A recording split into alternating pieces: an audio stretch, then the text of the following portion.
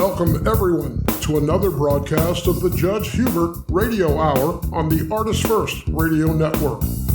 All past broadcasts are podcasts. Find them at artistfirst.com.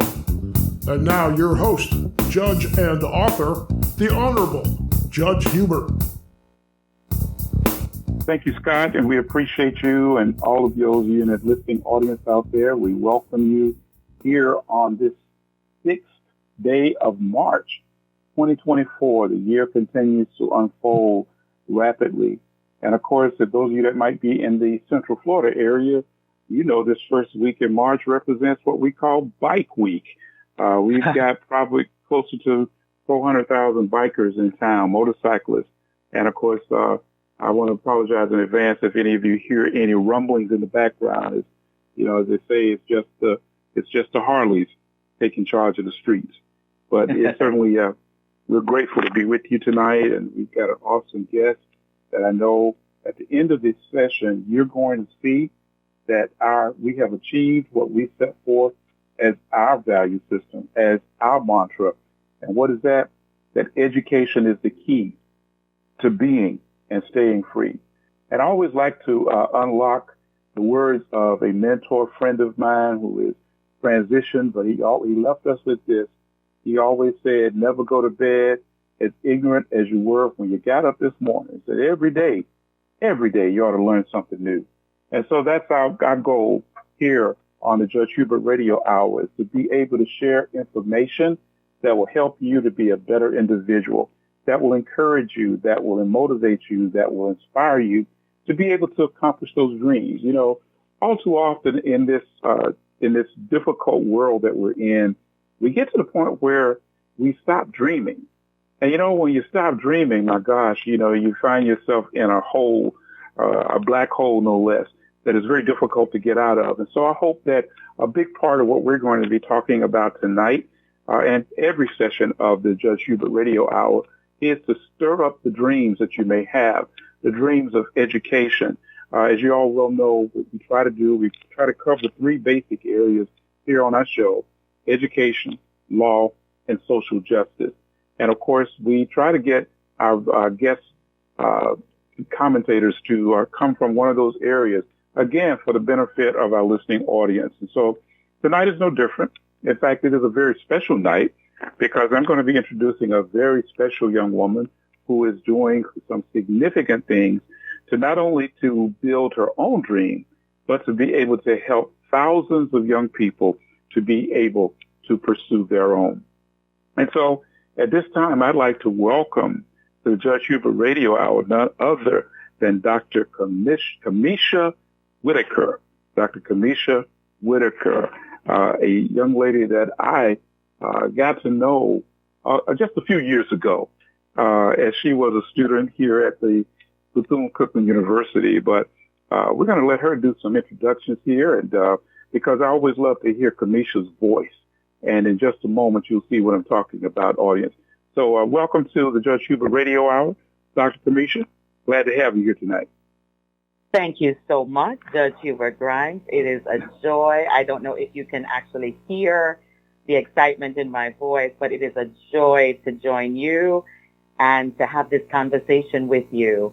I have long admired your leadership in community in all the areas you've mentioned: education, law, and social justice. So I am so tickled and psyched to be able to share this time with you. Thanks so much for the opportunity. Excellent, excellent. So why don't we go back a few years and let's talk about your sojourn and talk about where you're from and how you came to the place where you are today, helping thousands of young people to be able to pursue their dream. Let's talk about you and where you started.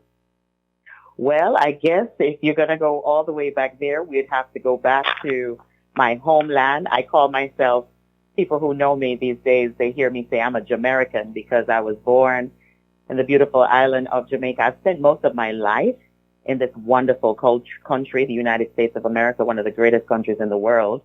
But I grew up on a little island, some of you are familiar with, called Jamaica. I was born in St. Andrew and grew up largely in St. Catherine in a city called Portmore. and had most of my education there up until I was about 18 years old. Graduated high school from Holy Child High School, went to a wonderful parochial Catholic school, St. Cecilia Prep, and just had a wonderful, humble childhood. I was a first-generation student coming to college, but I will tell you that though my parents were not college graduates, they really believed that education was a passport to a better life and to be able to help community, not just to advance oneself. So I spent most of my years there. I learned faith from my grandmother and faith from a community of believers who taught me that it was the most important value. So I like to tell young people these days that the three things that that were inculcated in me that paved the way for me to have an impact on society in the spaces and places that God has put me are faith, education, and exposure. My mother believed in giving us, me and my siblings, the kind of exposure that she never had. And I will tell you, from the tender age of 13 when I was debating on television to 14 when I got my first job at Citibank in Jamaica, and all the experiences in between, traveling all across the world with a singing group called Father Holong and Friends. It was part of what the experiences that made me and continue to shape who I am today and how I show up in the world and in the spaces that I've been placed. So that's a little bit about my background. I did come to the United States in 1996 for studies. I was an international student. I came to New York. I was actually enrolled at the City University of New York at Brooklyn College. Shout out to all the New Yorkers who are listening tonight. Loved New York for college, but not for stay and comfort. As you know, the blizzard of 1996 almost took me out, Judge. Almost took me out as an islander. And so at that time, we were looking through databases to figure out, in libraries where I might go to school. And I found the little gem, the amazing gem of Mayor McLeod Bethune School called Bethune-Cookman College at the time. And that's how I got to unlock the experience of what it means to be an HBCU grad. I'm so blessed to have gone through the halls of Bethune-Cookman. I went to Bethune in 1996 to 2000, had the most amazing transformative experience. Now, I will tell you, it was a culture shock because you're coming from the islands and you're just like, oh my goodness, I'm black and I'm proud, say it loud. What is happening here? But it was the most revolutionary experience for me. And it was when I first encountered the life story of Mayor McLeod Bethune, and then that little message on the tour that said, oh, and she was friends with a former First Lady of the United States. Like, what? Roll that tape back. She did what? In what time? During what kind of racial tension? But anyway, I had such an amazing experience at Bethune. You know that well because you were one of my mentors and one of those advocates that helped me during my matriculation when I became Student Government Association president. Oh, I sat at your feet so many nights, you and your family, and I'm so grateful for all that you've invested in me up until this point. I'm so grateful, Judge, for your leadership and your example. You and the former president that I call the Dean of College Presidents to this day, the late Dr. Oswald Perry Bronson, may he continue to rest in peace, who was certainly the Dean of College Presidents during my tenure there and who mentored me alongside you and so many others, Dr. Rebecca Walker-Steele, a legend in her own right. Then I soon graduated from Bethune-Cookman and went on because of Dr. Bronson's prodding. I got accepted to the illustrious American University in Washington, D.C., completed graduate work there, did some work for former White House radio director, and then made my sojourn back to Florida. I've worked in higher ed for more than 2 decades, completed a doctorate at Regent University in Virginia Beach, served Bethune-Cookman, served PWI's predominantly white institutions, served the State College, Daytona Beach, Seminole State, Indiana Wesleyan University. I have just had so many opportunities to serve community. I co-founded a nonprofit and started a group home for at-risk youth. And over the course of several decades now, have been so blessed to impact the lives of young people in a modest way, just a fraction of the way that Mary McLeod Bethune laid the foundation for us. Because she said in her last will and testament that we have a responsibility, that she's leaving us to our young people. So in whatever capacity I've been afforded the opportunity to serve, now in education, technology, working with the Propel Center, I will tell you that that is the mantra that has guided me. How do I ensure that this opportunity benefits our young people, not just the ones in my home, not just my children, but children all over the world, children who don't look like us, from all races, all creeds, and all religious backgrounds. So that's a little bit snippet about my background and how I got here. Well, I'm going to circle back around to a couple of those points that you just made, particularly talking about the responsibility of our youth. But I want to pick up on a point that you just made when you were talking about you were exploring where to attend college. And you talked about, you saw something about Dr. Bethune, but you also talked a little bit about a lady that ultimately, when you wrote your first book, you talked about the influences of those two women working together. And that, of course, was none other than, First and I'm going to let you fill in the blank. Yes, absolutely. Yes. What an amazing time to talk about this, too, because, we're in the midst of you kicking off Black History Month, not Black History Month, Women's History Month for 2024, and the theme is diversity, equity, and inclusion. How do we advocate for that? I couldn't think of a better duo than Mary McLeod Bethune and Eleanor Roosevelt to put at the center of that conversation.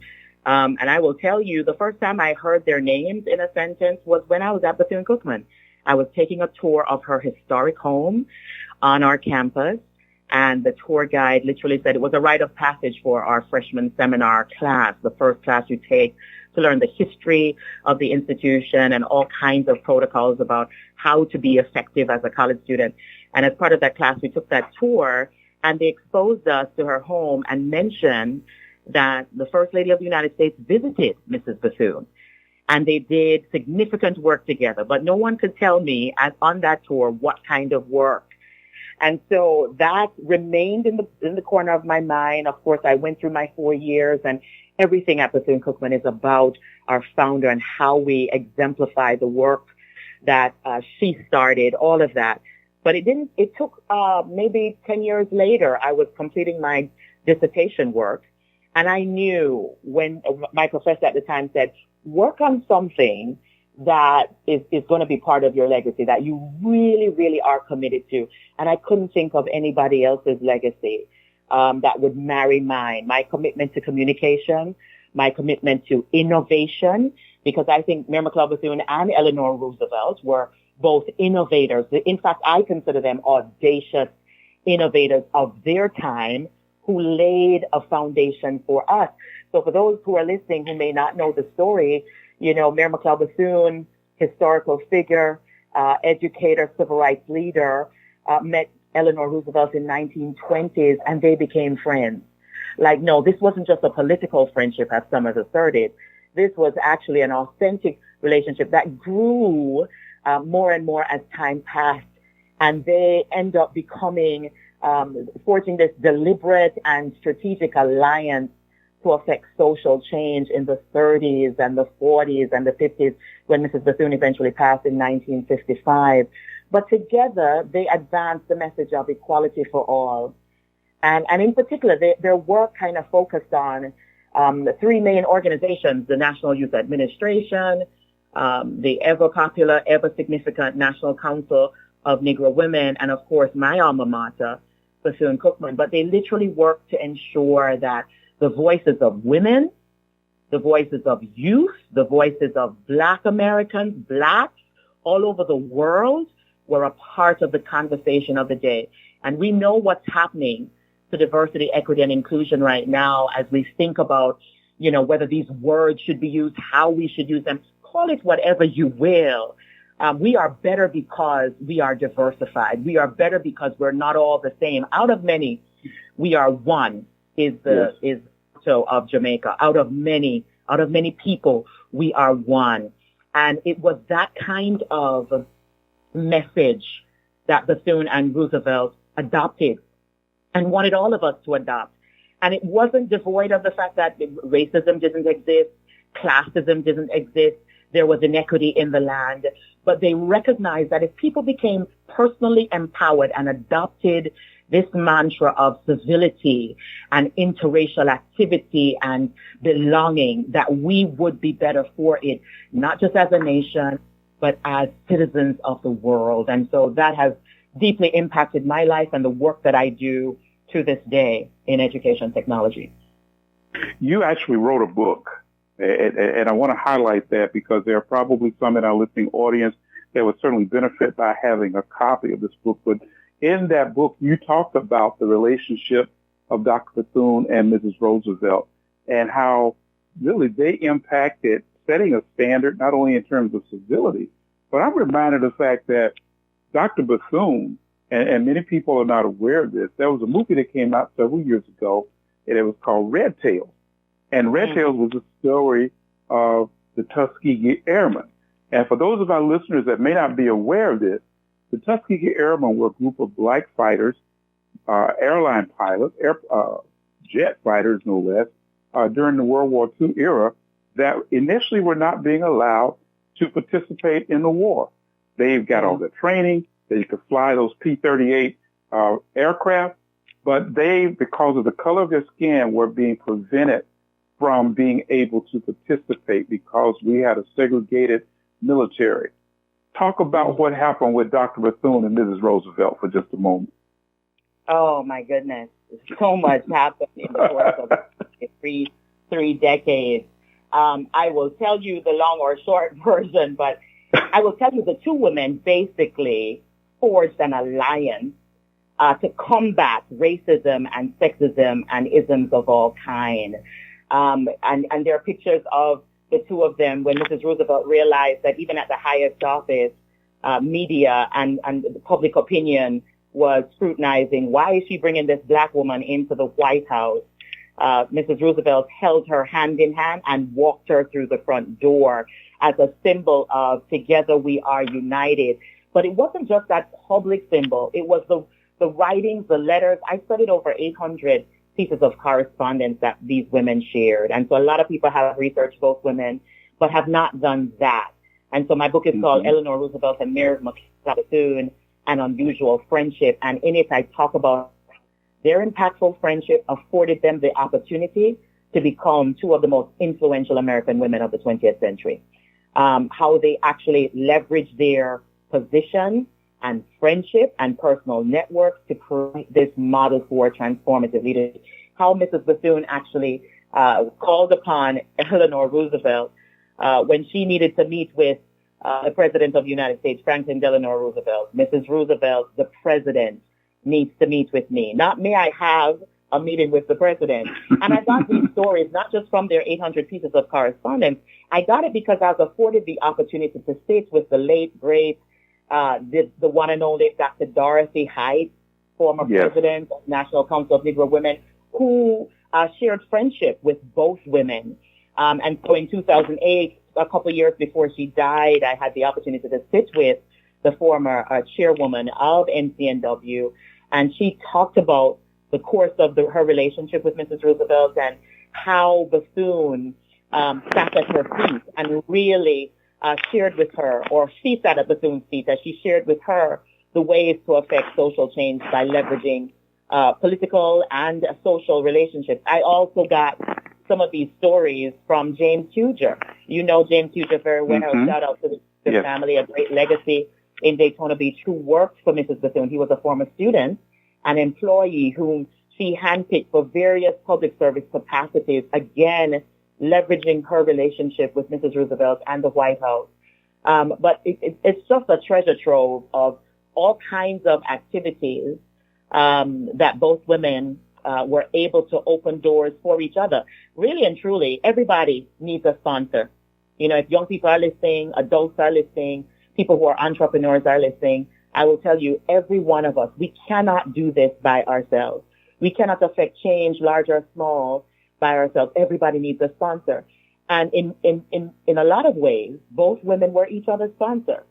Dr. Bethune opened up the way for Mrs. Roosevelt to gain the credibility, not just through her work with the NYA, not just through her work with creating organizations that helped African Americans in this country after the Great Depression. No, it was the work of Mrs. Bethune to sponsor Eleanor Roosevelt in the African American community that gave her the kind of credibility that was needed for folks to rally behind her work and the efforts, not necessarily the work of the president at the time, but the work and the advocacy that Eleanor Roosevelt championed.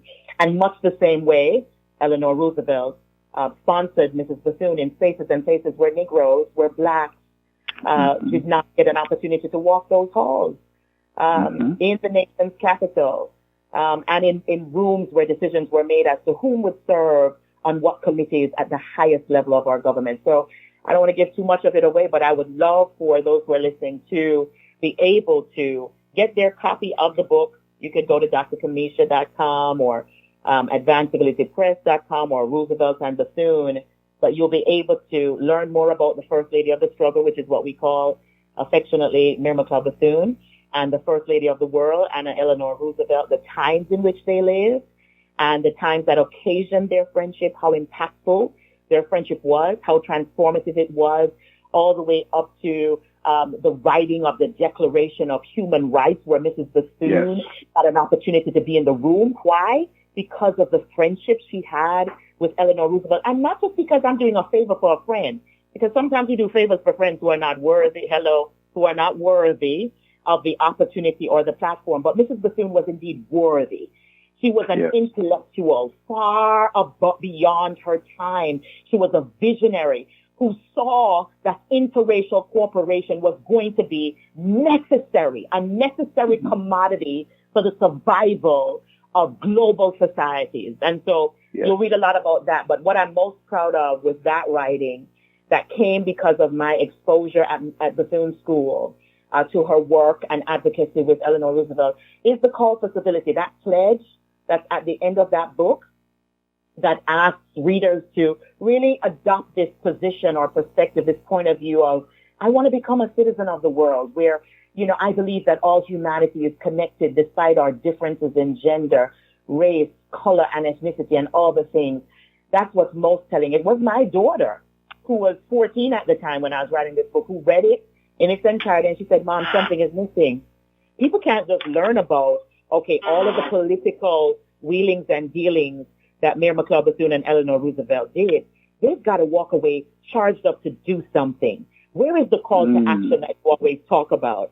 And so, borrowing from my 14-year-old who reminded me that we all need a call to action after we've become empowered with reading and some kind of wisdom, I wrote the call to action, a pledge for civility. So I'm inviting everyone to take that pledge with us, particularly in a month like March and in the times like which we live in right now, where civility is a necessary commodity and a necessary value for us to transact business and advance society.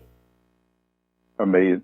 And folks, so you can see why Dr. Whittaker is so passionate about the idea of civility. And if I were to break it down to those who might question what is civility, teaching us how to get along with one another, teaching us how that we can bring out and learn the best of one another.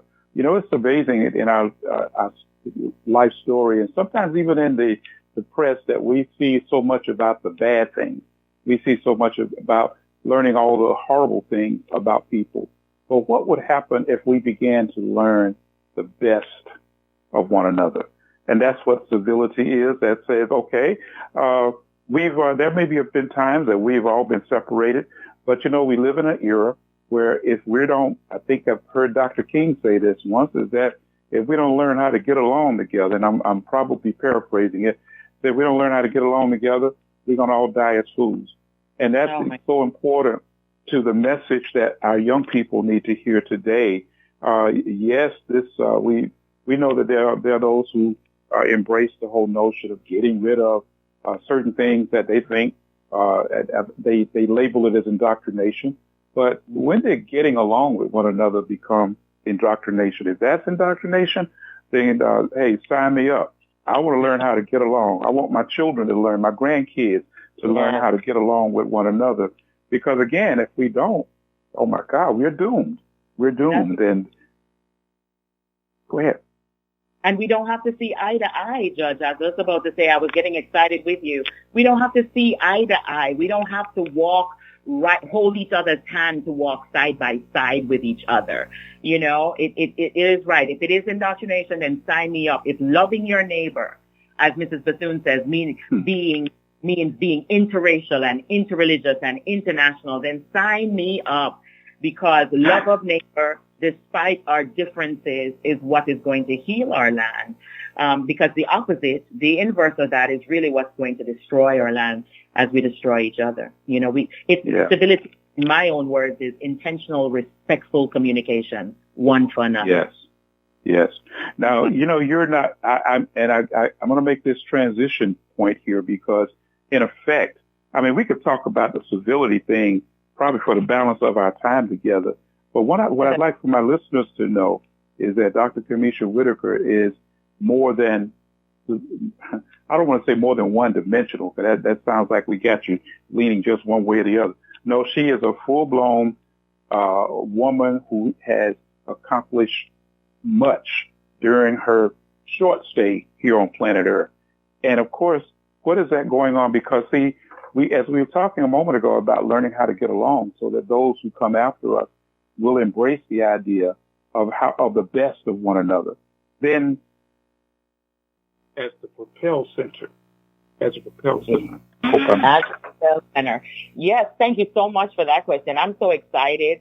We have a wonderful program, and I'll take you back to 2021, when at the top of the pandemic, the height of the pandemic, and most people will remember the assassination of George Floyd and the outcry of our society around that. Well, at that time, I was deep into education, higher education. I'd spent more than 2 decades in higher ed. And at that very same time, 2 of our nation's most well-known companies, juggernauts of companies, behemoths, as in Apple and the Southern Company, decided that they were going to come up as founding partners for an organization called the Propel Center. And the Propel Center was an initiative of Education Farm, Ed Farm, which is an ed tech company that helps K through 12 faculty and students upskill with professional development and teaching and learning opportunities, teaching them how to code, all of that. Ed Farm approached Apple and Southern Company to be able to undergird an initiative called the Propel Center. And Propel basically was born because they each gave a commitment of $25 million, an investment of $50 million to create the first of its kind innovation hub. There was so much outcry during that time, and a lot of people were throwing money at the problem, but these organizations were already making an impact in terms of creating equity in communities through education and through technology. And so when they gave that seed money, Propel was born. We're the first of its kind innovation hub that partners with HBCUs. There are 104 HBCUs right now to create unprecedented access to future-focused opportunities that break barriers to support student career trajectories. But what does that look like? It looks like a number of things. Access to opportunities to upskill. So we have a brand new app called Propel Learn, where students are able to get credentials, micro-learning opportunities, short competency-based courses, and you're going to love this, Judge Ryan, in courses like artificial intelligence, coding, professional development, expanding and discovering their superpowers, screenwriting for the culture. We offer accelerator programs, mentorship opportunities. Our students are interning in arts and entertainment. They're building vertical farms. We funded over $5 million in grants for HBCUs all across the country. And they are growing in innovation, and we're positioning them for marketplace success, but also for entrepreneurial pathways. And we're so pleased with the work we've done in the last 2 years, because we recognize that there is a great need. Our HBCUs produce the greatest talent in this country, in our community. and we prepare them to enter the world and the marketplace by leaps and bounds, yet we are under-resourced. And so we Propel, because of the challenges of preparing HBCU students for the future of work, our institutions cannot do this alone.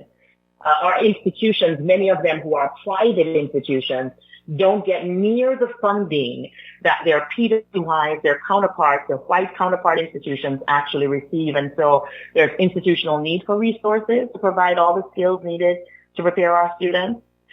Students need a space for innovation, we know. And of course, corporate partners, regardless of what the debate is in the marketplace right now, or the political debate, our corporate partners are still saying there is need for diverse talent because diversity is the key to expanding the possibilities of the future of work. And so we exist to ensure that our students have the proper skills and competencies. They're learning amazing competencies in their classes, but yet there's still some unreadiness. They're not prepared for the future of work. And so by taking a micro-credential in artificial intelligence or in Swift coding with us, and by the way, these courses are co-developed with the best-in-class HBCU faculty and the best-in-class experts at Apple and at Southern and now at Disney. The Walt Disney Company has come alongside and is helping us to co-develop courses. One of our branded most popular courses right now is Discovering Your Professional Superpowers. Where was that when we were in school, right? Talking to us about understanding our superpowers and knowing our why and our core values and what's our unique story, all of that. But I like to tell folks when I talk about all of the unique course offerings on Propel Learn, the app, which is available on the App Store, the Apple Store, what I like to tell folks is we're not just offering credentials that everybody else has packaged. It's not just AI. It's not just coding. It's culturally relevant course development. So our students get an opportunity to learn the content, but they get to see themselves in the coursework. So we're offering culturally competent AI, how AI impacts culture, how we harness the power of AI to enhance community in real life. We're not just talking about learning Swift coding as a language, but we're merging Swift coding with social justice. So students are coding programs that help to advance social change. Like, where do they do that? Only at Propel. Wow. So I am so excited about the opportunity that I get to work with a team of some of the baddest, most audacious innovators in the world. I mean, we're headed up now. Our most recent president is former superintendent of Atlanta Public Schools, Dr. Lisa Herring.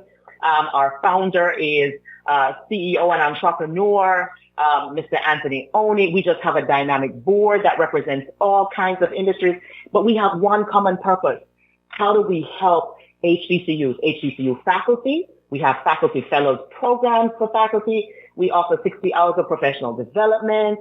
We take them to Apple's campus. They get the technology, but they get to learn how the technology can be leveraged to improve teaching and learning in the classroom. When I tell you, I could talk for days about our programming, but it is real. It is tangible. And thousands of students since we launched in August of 2023, thousands of students have downloaded the app and are clamoring for these micro-credentials. And so we're most excited to be able to provide this resource. When I first joined Propel and was recruited there, I remember saying to our board chair and founder and to our president, well, there's a revenue model here. You know, our institutions should be able to pay because this is a treasure trove of resources we're giving to the ecosystem. And I remember being told, Dr. Whittaker, is fine.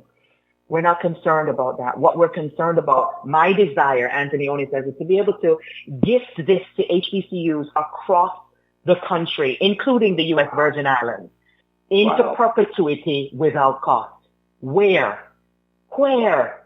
And we're going to be able to do that, Judge Grimes. And the reason we're going to be able to do that because there's an unlimited amount of money and resources in this country, never mind the world. And so for those who are listening, if you're a CEO of a corporation or if you're part of a nonprofit and you want to make a difference, this is a way to do that. You could help us continue to brand and co-develop courses, preparing students for the future of work by getting naming rights to develop co-design with us as long as you're aligned with our mission to ensure that diversity, equity, and inclusion is at the forefront of upskilling and placing diverse talent for greater opportunities. So I've said a mouthful. I apologize for that, but it's an amazing mission that is dear to me, and it merges all of my passions and all of my future past opportunities with my future possibilities. And so I'm delighted to serve as the Senior Vice President for Innovation there. You got me stirred up here. I'm sitting here trying to decide, okay, where can I sign up to go back to school? I want to go back to school. My goodness, this is exciting. And you're talking about if I can get excited as somebody that just crossed the 7-0 mark a few months ago, certainly I could think about these young people, many of whom, of course, were raised on social media. When we think about it, the whole notion of social media and the proliferation of technology primarily began in the last 20 years. And here we are. These are students that are now in college and those that are getting ready to go to college. And oh my God, the future can be bright. But again, we've got to be able to point them in the right direction. How have you, what has been the experience, should I say, of those who have had this opportunity to become students of your Propel system, as well as what about those who become the faculty? What's been their reaction to this plethora of opportunities that's being presented? I am glad you asked, because they are over the moon, ecstatic. They can't wait to share what we found with the thousands who found us since we've launched. They can't wait to share it with their friends. And guess what's happening? Quickly, the ecosystem is broadening.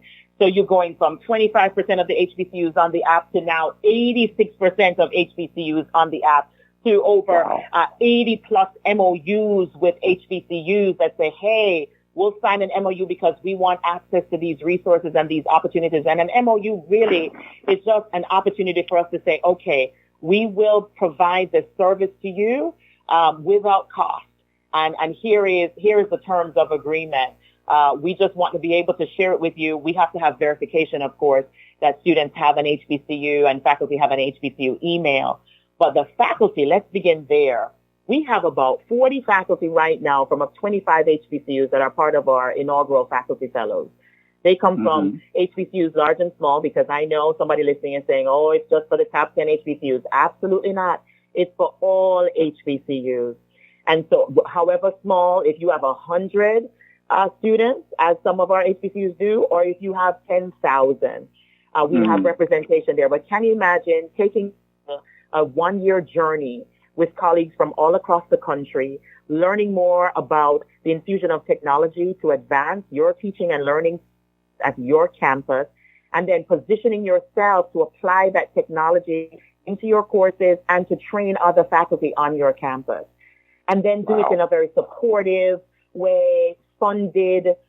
Sometimes we have programs for faculty, and we know that there is a deficit there. That they're underfunded, they don't get as much in terms of salary, and yet we don't incentivize programs. We give our faculty a $3,500 stipend, a brand new iPad, and all the travel that is needed and accommodation for in-person gatherings and convenings and showcases, and we train them because they're experts in their fields. We have the most brilliant faculty in chemistry and physics and math and English and literature and Spanish, but we don't often find that we were taught how to effectively teach, right? And we know that this community of learners are continuously changing, and so we need to continuously upskill. We cannot make an investment. And when I got to Propel, one of the agreements they made, I said, Dr. Whittaker, I agree with you. There's no way we upskill our students and neglect our faculty, because faculty-student success is predicated on faculty success.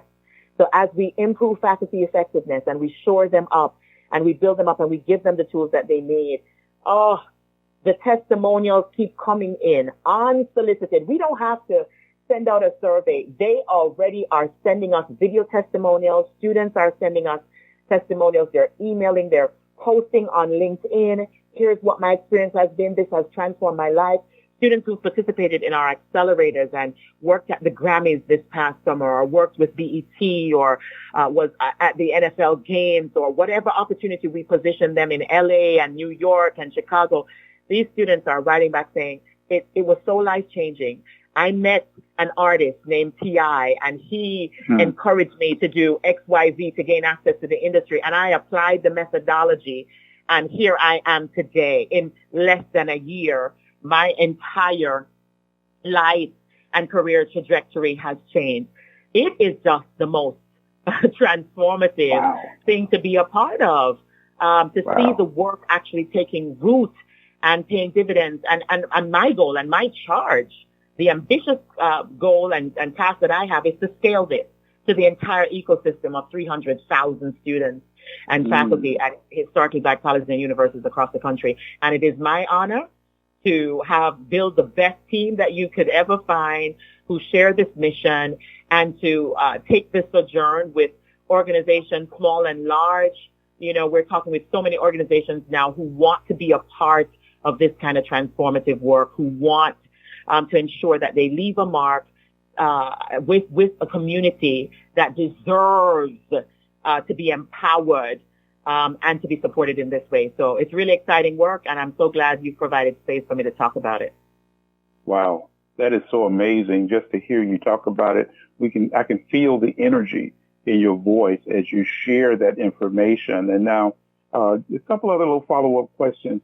Now, are you all, I know in technology and a lot of things happen because of the pandemic. And of course, as a result of that, everything is the opportunity to be more virtual and have virtual learning, of course, has increased nationwide. I mean, everything we hear about now is Zoom.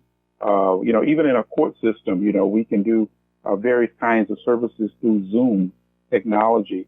So do you also find that to be the case as well? Or are you looking at some type of brick and mortar location at some point down the road that would help to centralize the work that you're doing?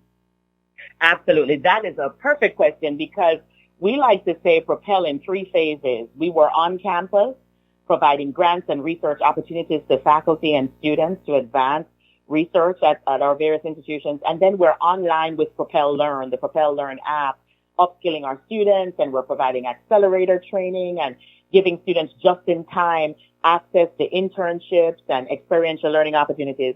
But then we do intend very much to stand up on site. We have acquired 5.6 acres at Clark Atlanta University's campus, the Birdcage, in a very historic part of Atlanta. And we will we will actually build the Propel Innovation Center on those grounds.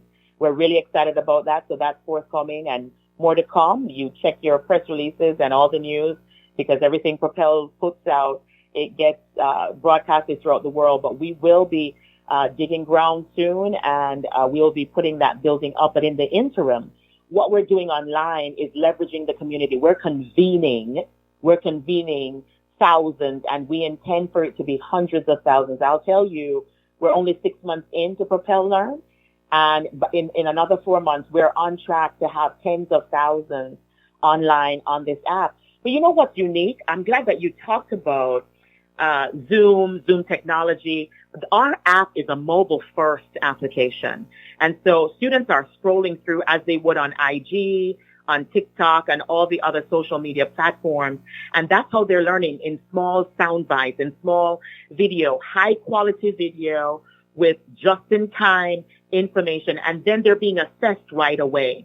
But what makes us so unique, Judge, is that we have a human-centric approach that's attached to that technology. So as much as you could Zoom and as much as you could have somebody on an app, we know that our institutions are highly successful, hugely successful, because we provide a nurturing environment.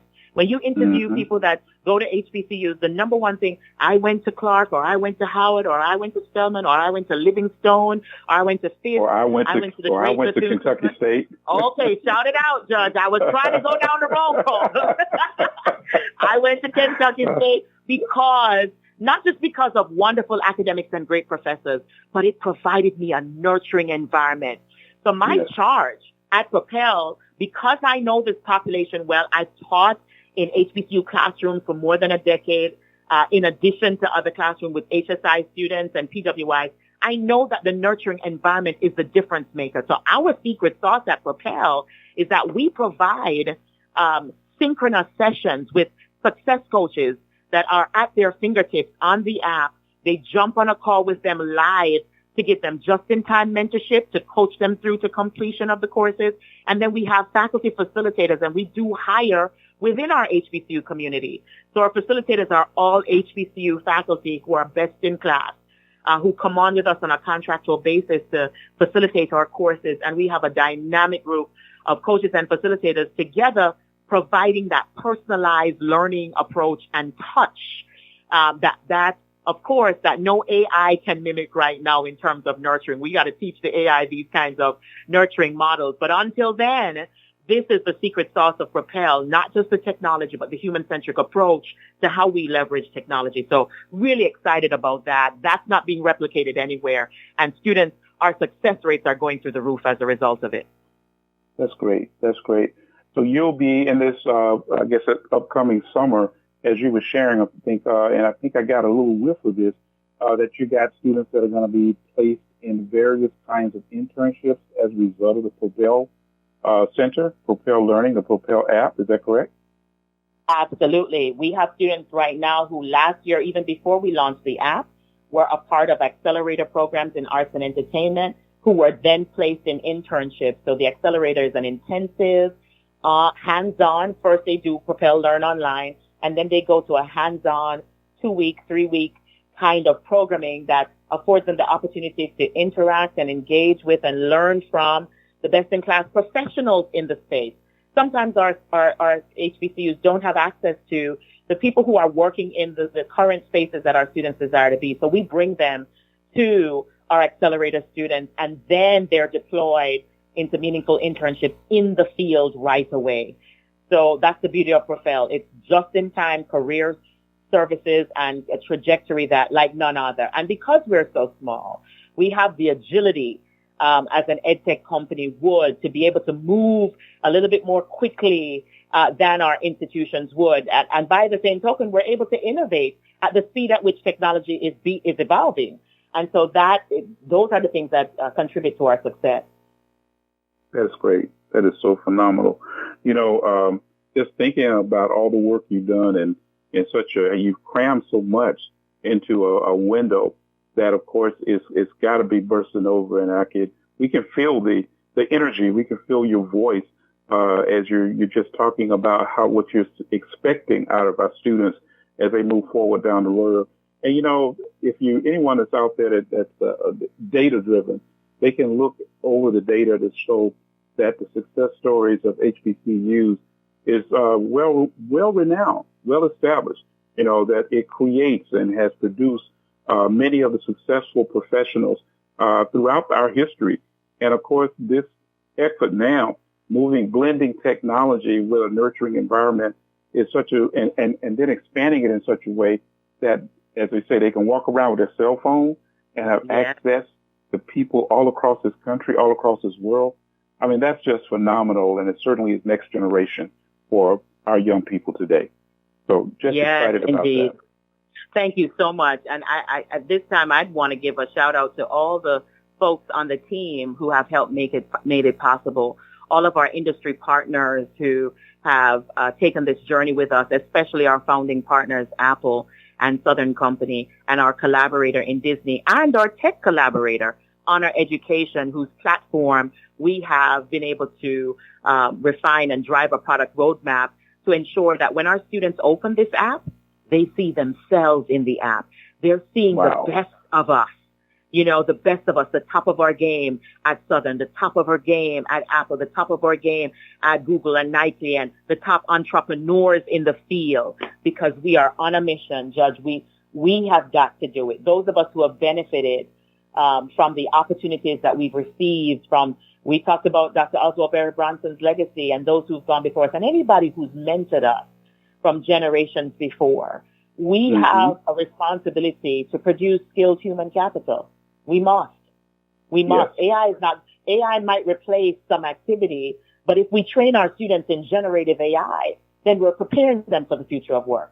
We're producing skilled human capital. We've got to do that, though, by creating new knowledge and developing future leaders and nourishing this idea of possibilities in all of our scholars, not in some. We don't exist just for some of our scholars. There's no GPA requirement.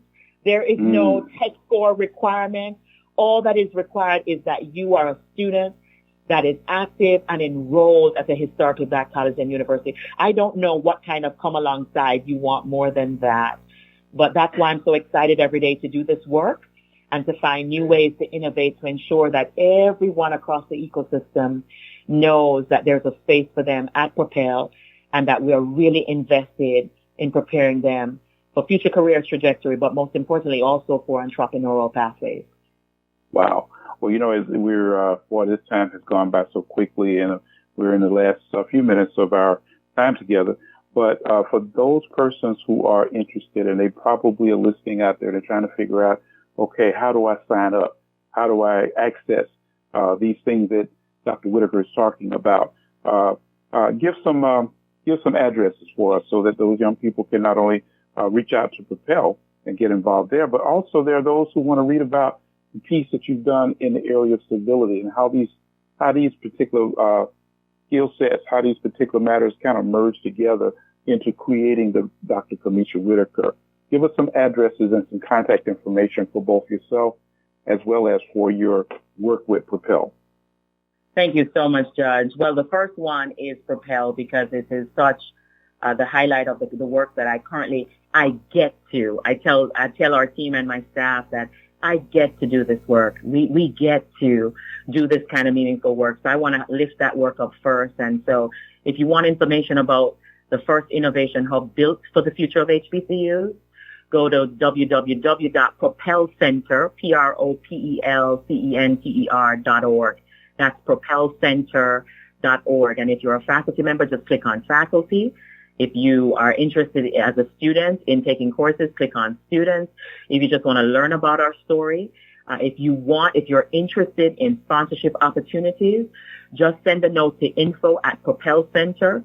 And wherever you are in the gap in between that, if you send a message to info@Propel Center, you will get information. If you want to contact me directly in my role as Senior Vice President of Innovation and Design at the Propel Center, send an email to innovation@propelcenter.org, innovation@propelcenter.org, and you will get immediate response from a team member. Now, if you're interested in my work with Miriam McLeod Bethune, Eleanor Roosevelt, my work in communication, nonprofit work, building up your own kinds of strategic plans, or you're just interested in the book, Miriam McLeod and Eleanor Roosevelt, visit drcamesha.com, drcamesha.com, or rooseveltandbethune.com. I'm really excited about getting to hear from each of you, getting to learn how you'd like to be connected to this work and how we can together walk side by side to be able to advance equity in our community. Fantastic. Well, I tell you what, I'm excited, and I don't know. Do you got room for an older student? Everybody's asking, so stay tuned. We might do a Propel 2.0. How about that? Well, yeah. Certainly, as we think about this, I'm just so proud of the work that you're doing. And I truly believe, as we often say, that the best is yet to come. I think this is just the beginning of this season in your life, and to see how you're stimulating and excited and getting young people, college students, excited about their future. Those who might have thought that they didn't have a role to play, or they may have thought that, I don't want to go to an HBCU because it really doesn't get me prepared for the technology or for the corporate America. No, Propel, working with our HBCUs, is getting your young people ready for the world, not just for this country, but ready for the world. And Dr. Whittaker, I want to thank you for all the great work that you're doing in order to make it happen. Any final comments that you'd like to provide for us in our listening audience out there? My final comment is to simply extend gratitude to you for the role model you have been over the course of my life, the way you have trailblazed, the roadmap and blueprint you have given, because it has been a light for my pathing, for my own trajectory, and the small modicum of impact that I've had in the spaces that God has afforded me. So I want to honor you, Judge Hubert Grimes, for making space for this young woman to be able to share on this occasion of the 2024 Women's History Month, and for this month's installment of your radio show, the opportunity to talk about my history, the opportunity to talk about faith, education, innovation, exposure, and the ever so transformative program and work of the Propel Center. I salute you for always being an audacious innovator and for always providing space for others to soar and to shine. May you all be blessed for the work that you've done in the lives of so many. Thank you so much, Judge Grimes. Watch out there. You're starting to try to make me tear up a little bit. But I'm thinking about this. I'm going to be, for those of you out there that are listening, I tell you what, I'm going to be checking out the Propel app. I suggest that you do the same. If you got a child, you got a grandchild graduating high school, getting prepared to go to college, I suggest that you check out the Propel app. If you got a student that's already in college, but for whatever reason may not have heard about the Propel app and the connections with HBCU and HBCU culture, I strongly recommend that you do so. Well, certainly it's been a pleasure to be able to share this with the world as here tonight with Dr. Camesha Whittaker.